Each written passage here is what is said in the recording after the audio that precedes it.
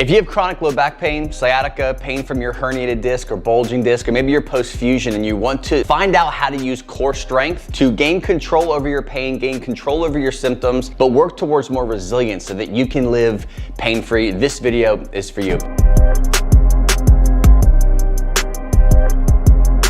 Hey, if you're new here, my name is William. I teach people how to overcome years and years of undiagnosed, unresolved chronic low back pain through the use of strength, movement, mindset on your own. If you have not gotten it already, I have a 14-day core strength challenge that goes perfectly with this 3-part series that we'll be covering on Core Strength 101. fitnessforbackpain.com/core challenge if you want a 14-day laid out for you rep, set, exercise choice, the whole 9 to challenge you beyond this video here. Go grab that. fitnessforbackpain.com/core challenge. So the first core exercise we're gonna do in 2 different ways, very easy. You can even do these things at your office. The first version of this is we're focusing on the deep abdominals, the TA, the transverse abdominis, the ones that are deep, deep, deep. Not just like, ooh, let me show you my 6-pack abs, but deeper than that, the ones that stabilize the spine. So how we're gonna do this, we're gonna target this muscle by simple breath. I want you to breathe in first into your belly and relax. Make sure when you breathe in, you can push that air into your groin, into your thighs, into your butt. So you're really trying to get that connection to your breath deep into your bottom half. From there, what we're gonna do is we're going to take a deep breath in, and then we're gonna exhale through pierced lips or blocking with your tongue, however you want to do it. But it's a slow exhale. You're forcing it, but you're creating a blockage in your mouth to slow the breath down. What you're going to do while doing that is you're going to grab your belly button. Imagine here's your belly button. Here's a string behind your belly button. As you're exhaling, you're going to blow all of your air out. You're not going to change. Ribs are down. You have a nice brace.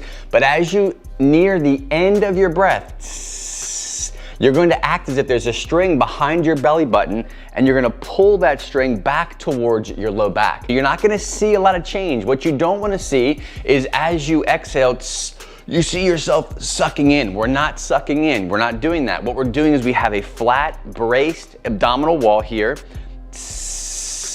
With that brace, with that abdominal wall being nice and flat, I'm pulling that belly button back to the back. So you can do this sitting, you can do it in the car, you can do it at your gym just like this. No matter where you are, this is a very simple, easy way you can do it. The second way you can do it is on your back. So if you're at home at the gym, lay down flat on your back. What I like to do is take my hands and I'll kind of feel around on my lower abdominals. And what I want to do, contract my pelvic floor, and you should feel it. If you dig your fingers into your deep abdominal wall and you squeeze your pelvic floor, you should feel a slight engagement here. That's a sign that you're actually engaging these muscles well. The second thing I want you to do, follow the same routine that you did with the first exercise. How we do that, deep breath in,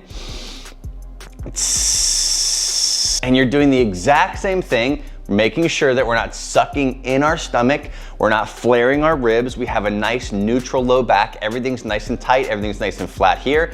And all I'm doing is as I'm nearing the end of my breath, you wanna force everything out.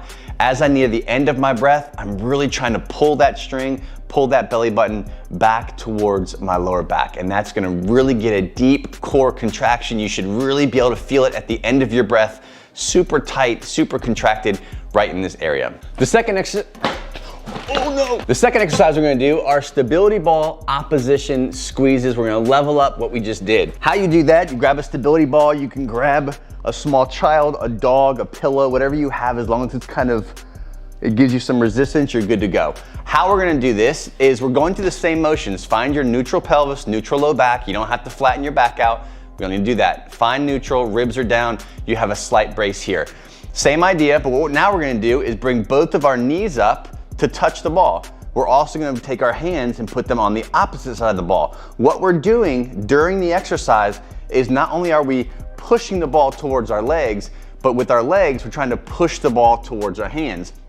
So we're creating an opposition. We're trying to meet in the middle and stop and hold there. On top of that, you're doing the breath out trick. So what this is gonna look like, I'm here, I'm set, I'm ready to go. My spine's good, neutral, nice and braced. Do a couple breaths in.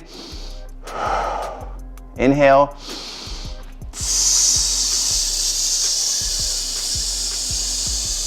Remember, blow all of your air out. That's super important. As you can see, not only did I squeeze and try to bring both of these, try to pop this ball with my hands and my feet. But I also did a little bit of a crunch. So we're not trying to sit up, but you can add a little bit of a crunch to really engage not just your deep core, but everything that you're trying to work here. So what we're gonna do again, we'll do it one more set or one more rep. Here, I'm squeezing, trying to pop this ball, as well as lifting and breathing out at the same time.